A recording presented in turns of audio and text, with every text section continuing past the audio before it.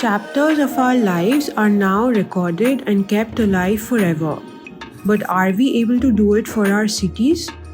A city is a live outcast of emotions, history, heritage, and the people living in it. Today, we are in Bangalore with Purnima Dashrathi, who is going to give us a look back to the past, comment on the present, and forecast the future of Bengaluru.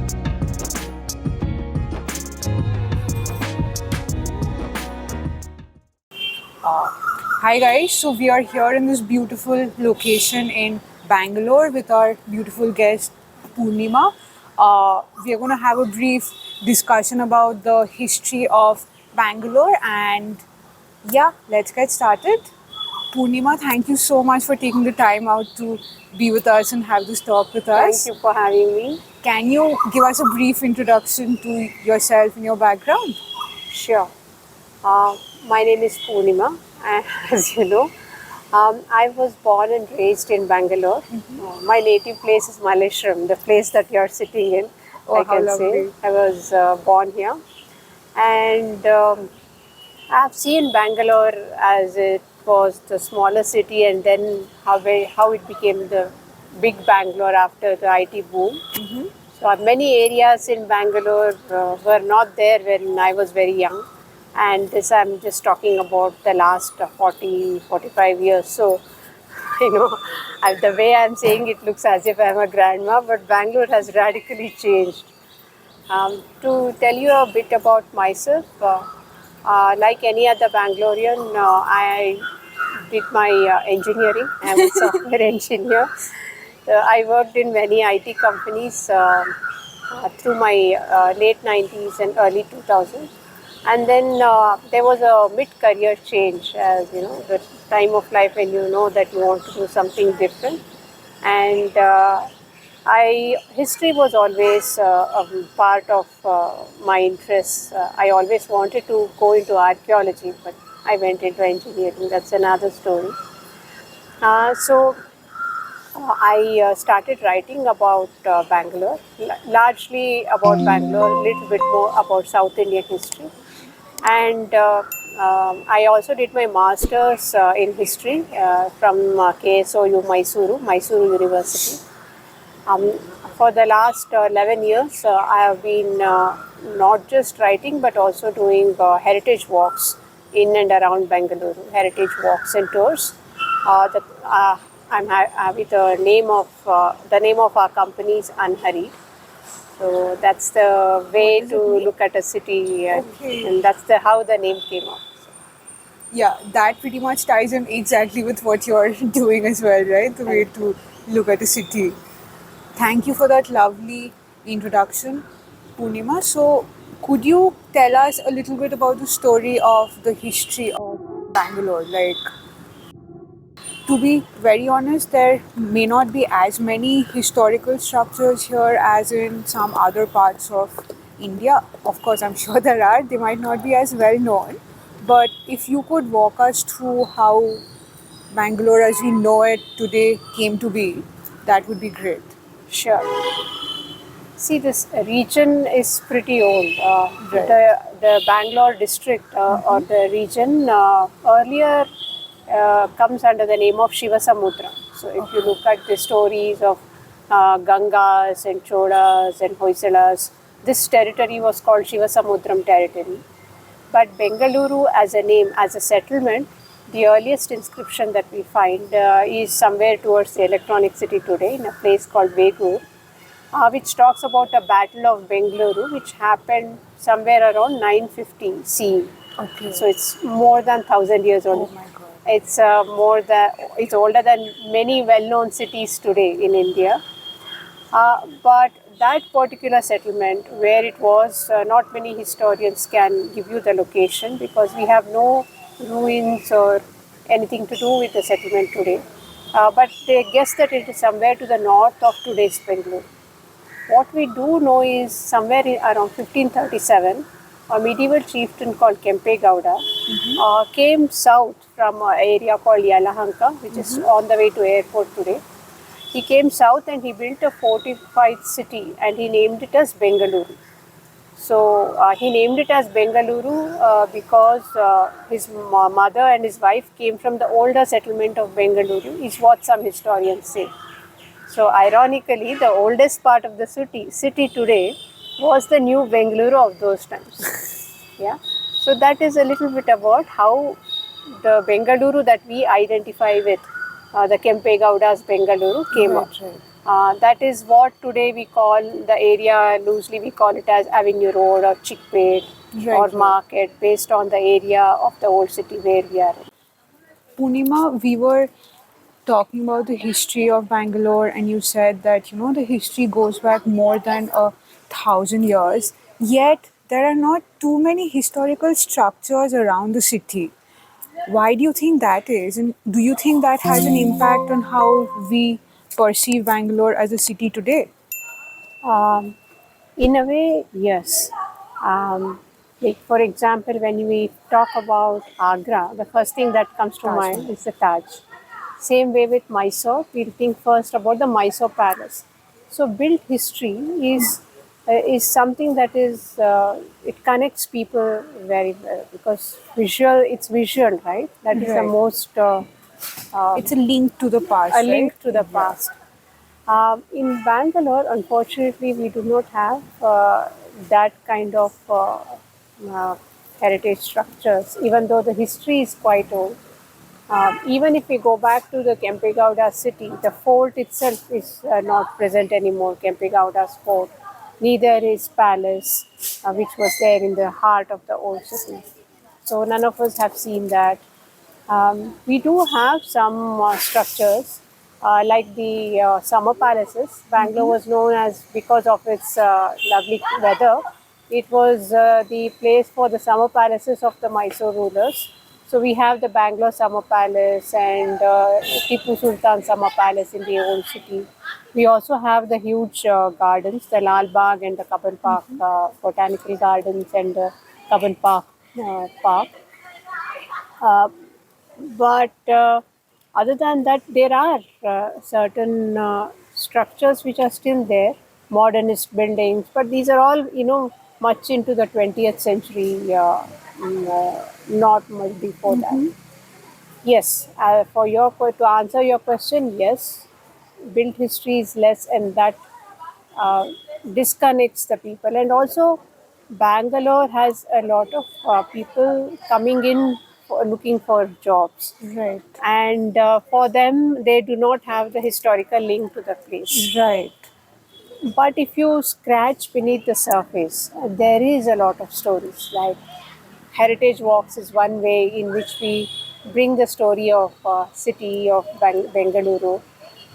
There are also the names of the areas. Like if you go to the old city, you will find most of the streets named after the trade or the community of the city, like Akkipete, Balepete, Okay. Ragipete, the street of rice traders, the street of where they Okay. used to sell jewelry, that way. So we have like small bits and pieces, like breadcrumbs, if you will, and the stories help tie all of that together, right? Yes, so To there are create. street names, then there are ancient temples, Alsur Someshwara or Gavi Gangadeshwara or Kote Venkataramana temple.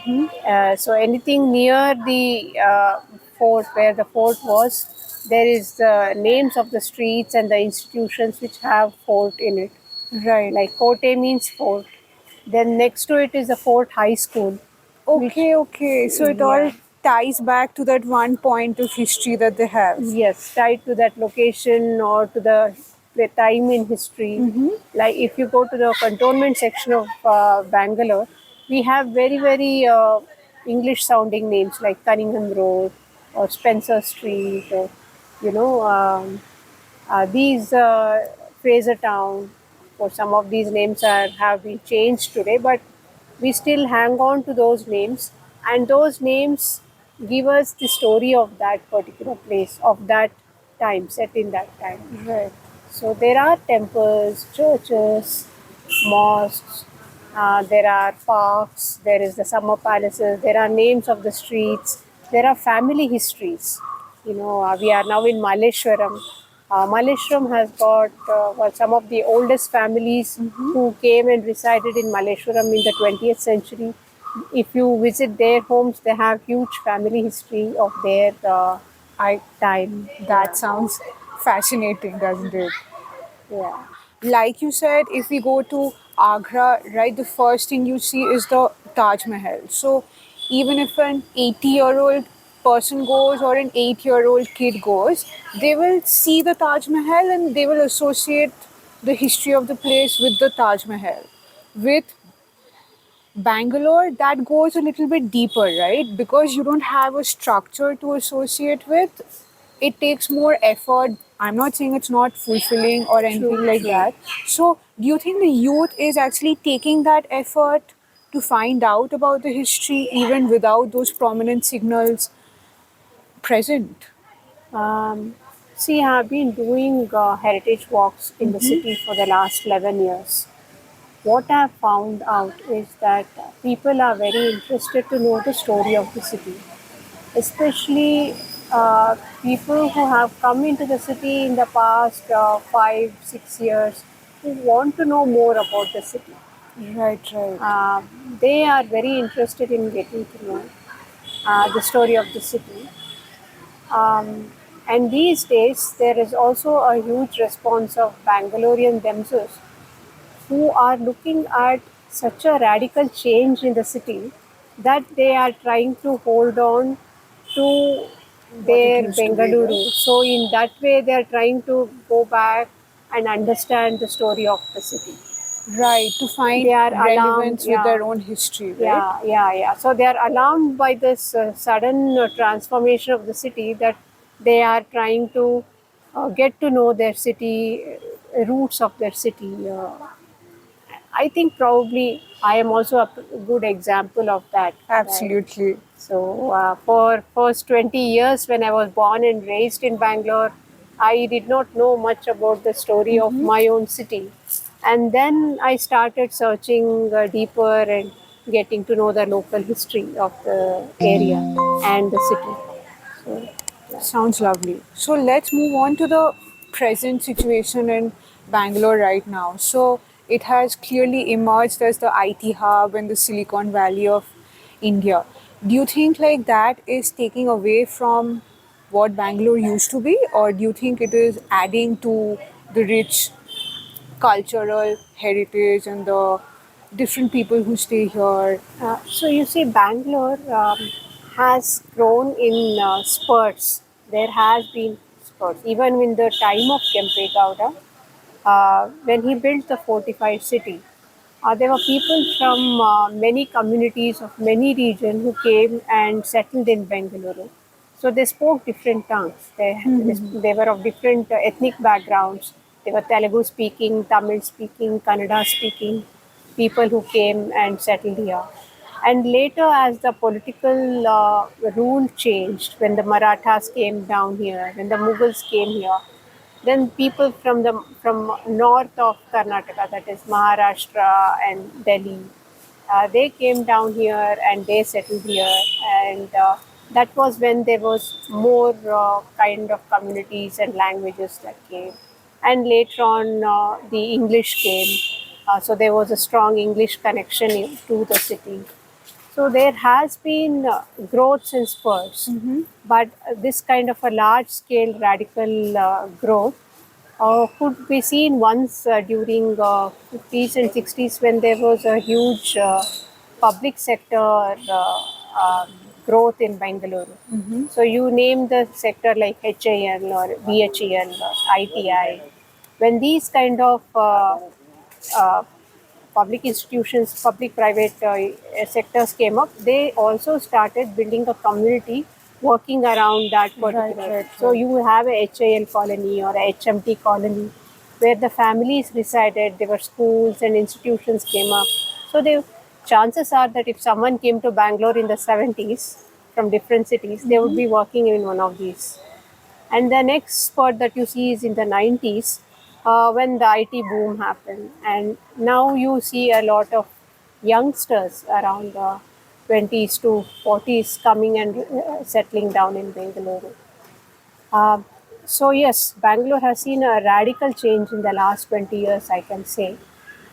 And whether it helped the city, and helped them understanding the city, I think yes, they want to know. As I said, in the last 10 years, 11 years, I have seen many people who have come and lived in the city for the last 5, 6 years. They want to get to know Bengaluru more. Right. So there are people, maybe not as through the story of the city or heritage of the city, but their own interests and passions too.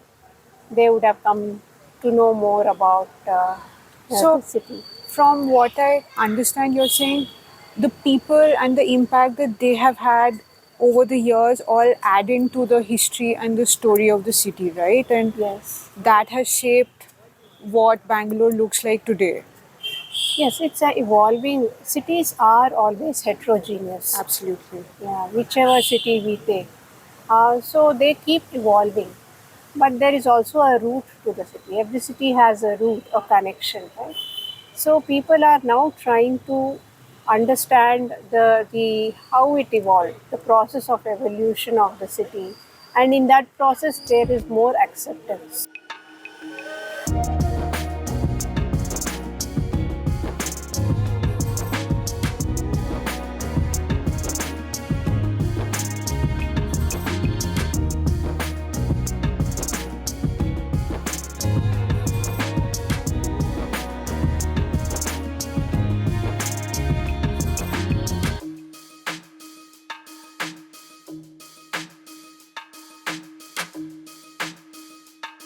So, Purnima, I've always been very curious about the names of the temples here in Bangalore. Is there any particular story behind it, or how are the names decided?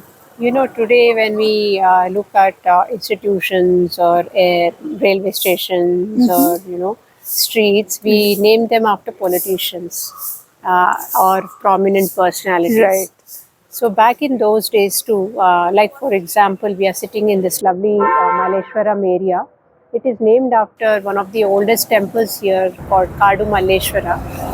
Probably the name Malleshwara would have been given by a chieftain called Mallappa or Mallanna, who would have donated money for a temple over here, a Shiva temple. Shiva is called Ishwara. Okay, So so that's why. Mallappa would have set up built a Ishwara temple, and that would have become a Malleshwara probably. So Someshwara, so somewhere Somanathapura. There was Somana Dandanayaka of the Hoysalas, who built Agrahara and a temple in that area. So it was named after him, Somanathapura. So that's how they would prefix the name Right. to the area. So it ties into the story of who built it and how it was built, all of that. If there is an inscription, then it would we would know the exact history. Like for example, with Malleshwara, we do not know the origin of the temple. We know that it existed even in 1600s, but we do not know when it first came up. But with Somanathapura, there is a, even though it's much Inscription. older temple, there is an inscription which tells us that this was built by this particular commander or general of the Hoysala. So we know the history there. Right. Uh, this is more of an afterthought. Do you think when you know the full history of a particular structure, it is more interesting, or is it more mysterious if some parts of the history are unknown and we are free to draw our own blanks out there? It also depends on the temperament of a person, right? Correct. Someone like you or me who is more curious or to know the story of the place will want to know more about what is beneath the surface. But for a normal person, the built history is the one which attracts the most. But after that, there has to be a story behind that area. Otherwise, it's just brick and mortar or stone or Absolutely, something like that. absolutely. So that brings me to my next question. So you started off your career in IT, right? And now you have moved on to historical storytelling and heritage walks and a whole host of other activities as well. What brought on this transition in your life? Um, as I told you, I was always interested in archaeology. But growing up in the 90s in Bangalore, archaeology was not that bright a prospect. You had to go out of Bangalore if you wanted to do some career in that field. Um, then it was all either you medical or engineering, Right. and that's how I went into engineering. And then the IT boom happened, and naturally transitioned into IT. But there comes a point, tipping point in your career where you'll see like, what am I doing here? But fortunately for me, IT helped me to go outside of India, and that is where I saw how much of pride the locals have in their local histories. And I used to do a lot of such heritage walks in different cities. London, of course, is the mother of all urban history tourism. And I did the Boston Freedom Trail in Boston. I've done the Singapore Heritage Trail, of course, London. So that's when it hit me that, you know what, there's nothing in Bangalore. So when I came back to Bangalore, I was looking for something like this to start, to happen. And I started writing about Bengaluru.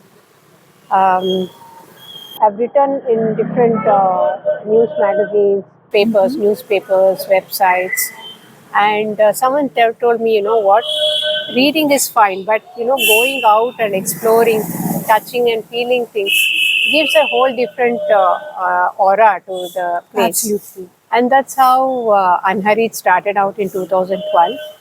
Uh, from 2012, I have been doing walks. One of the oldest walks is in this area, Malleshwaram. The oldest walk which started in 2012 is Malleshwaram, and in the old city. I call it the Pete walk.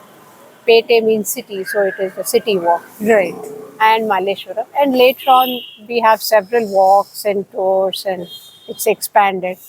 So hopefully, across 10 years, we have given the city what we should have done as youngsters. Absolutely, absolutely. Coming from IT into heritage has given me that much more of exposure as to what other things that we can do in telling the story of the city. And the storytelling comes to me naturally because we are a family of teachers.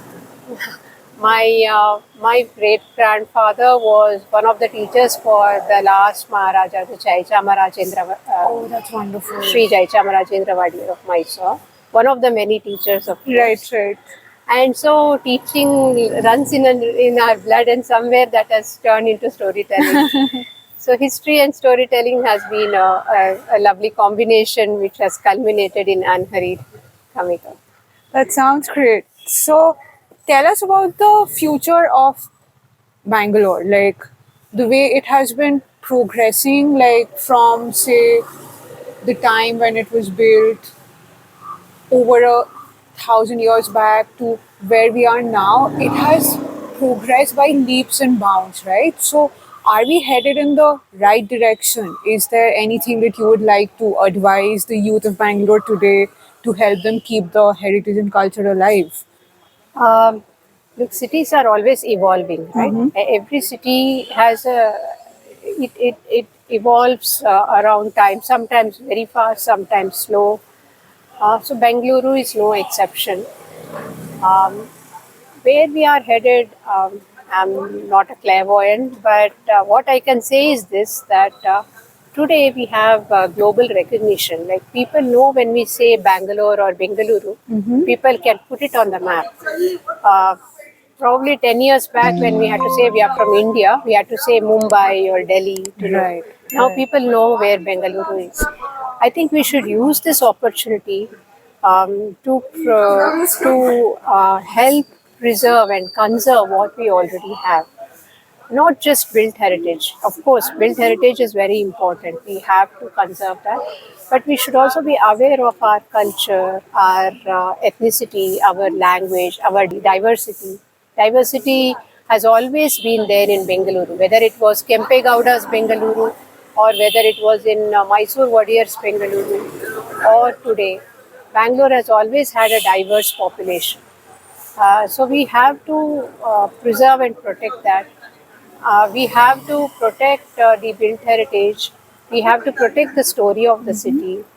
I wish going forward in the next 5-10 years, what every Bangalorean wishes is to have better civic amenities, better roads, better public toilets. These are very important when we are doing walking tours. We need good roads and we need Absolutely. toilets, right? But apart from that, an honest thing that I wish for is to have a separate heritage department in the governmental institutions, so that we start thinking and planning a proper heritage preservation um, plan, I would say, Initiative. Yeah. initiative for the next 5-10 years. Right. Because urban cities tend to lose history in the name of development Right. in all the cities.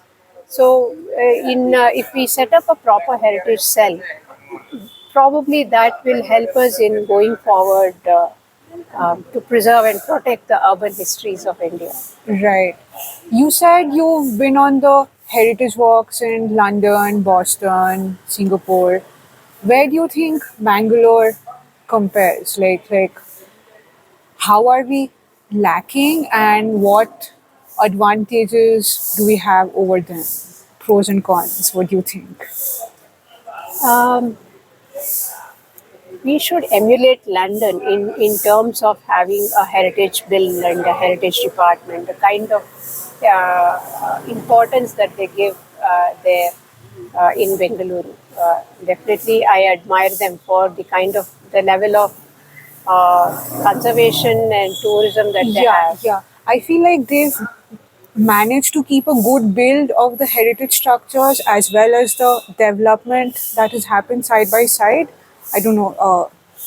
Yes, pretty much. Yes, they also have their own problems there, but yes, England has managed. Not just England, Europe. If you see, they have managed to at a higher level the heritage of urban histories they do have. They have, of course, they have their own problems too. Bengaluru, we are still evolving. I'm very happy to say that when I started out, there was only one another heritage company, and they were doing only a few walks. But now there are many such companies coming up, and many people telling the story of the city and promoting it. Tourism is one way of promoting what we have, right? Absolutely. So I'm very happy to see there are a lot of such youngsters coming up and getting to know the city, and people visiting the city wanting to know more about Bengaluru and not just a place for work. Um, so we are evolving very fast, but at the same time we can look outside of of course. I think Mumbai has a heritage, a better heritage, private heritage law and all Right, that, which right. we do not have, not Right. that evolved probably here. So we can look at different cities and see how we can emulate in preserving the heritage. That sounds great. We at Cheese al- also have the exact same vision in the sense that we feel that all the, say, the traditional art forms or the weaves that we have in India today, like the handicrafts and all, we all know that they are pretty. We know a lot of effort goes into it, but sometimes it's hard for people to justify the price point or why they are so special. So that's where we also feel the storytelling and understanding the history and heritage of our own people can play a huge role in preserving the diversity and the culture of India. So that's why we have this initiative actually to share the stories of people like you and the stories of cities like Bangalore to encourage more and more people to take an active interest. Thank you so much. That is a very good initiative. And you were talking about the art forms, you're talking about handicrafts and Right, right. there is that too. As I told you, Bengaluru earlier was like the manufacturing hub for Mysore, Mysore for the Mysore kingdom. and some of the earliest weaving would happen in the old city. The Right. community of Devangas were known for weaving. Oh, that's So, lovely. so Yeah, your silks are known all over the yes, world. yes, we do. We do silk tour where we show them different communities from the farmers until the weavers and the retailers how the process of silk happens, and people appreciate more and when they know the story of how the silk has evolved. When finally they go to buy the silk saree, Right, right, right. So Do you feel like with all these mass-produced brands and fast fashion that has come up, these traditional forms of weaving and manufacturing are at a slight risk of dying out, or you think the community artists will survive? I'll tell you the story of Channapatna toys. Channapatna is famous for toys. So there was a time when toy making was not there in Mysore Kingdom. It came into Channapatna during the time of Tipu Sultan, when this toy making started out as a uh, uh, for toys for children. Colorful toys with bright colored natural dyes which were being used. And afterwards, in postmodern Mysore, when India became independent, the toy industry had a nosedive. And that was when a cooperative was set up for them to survive. And there are many people today, designers and architects now, who have diversified this not just as toys, but more into wooden handicrafts and useful items, educational toys too. And these are being exported to schools in US and UK and That's other lovely. places. So you see, when there is a skill like this, or there is always an enterprising person or an institution which will help in reviving them. Right. So I am always a positive person. So I would definitely say that people like you now, it is really good to know that youngsters like you who are trying to revive such art forms. Yes. Yeah, to be honest, I feel like it's all about staying relevant to what the youth is looking for at the moment. Like, say, like you said, they expanded a lot, they brought in new designers, shifted into handicrafts and all as well. I think, if our handicraft segments also start, of course, they have already, but if we put more effort into that, it will help stay relevant in this world. Definitely, it should stay relevant, and definitely we have to do that in our own bits as an art form, as a storytelling, or as a platform to sell, or as a marketplace for more people to access them. Absolutely. All that helps, definitely, and we should do it. Okay, I think that brings me to the end of my long list of questions. Purnima, thank you so much. I've had a lovely time with this enlightening discussion with you, and it's been so kind of you to join us. Thank you very much, and it's been a lovely time talking to you. Thank you for tolerating my stories. I tend to hyperlink a lot. No, it's been an absolute pleasure. Thank you. It's been an absolute pleasure from me too. Yeah, so if you could just let our viewers know where they can book your walks and where they can find out more of your initiative, that would be great. Sure. We have a website, anhari.in. It's anhari.in for India, not .com. People can have a look at all the walks and tours that we offer on our website. We are also on Instagram and Facebook with _Anhari. So they can check out our posts on Anhari. They can DM us on our Insta. Or they can reach us on reaches@anhari.in.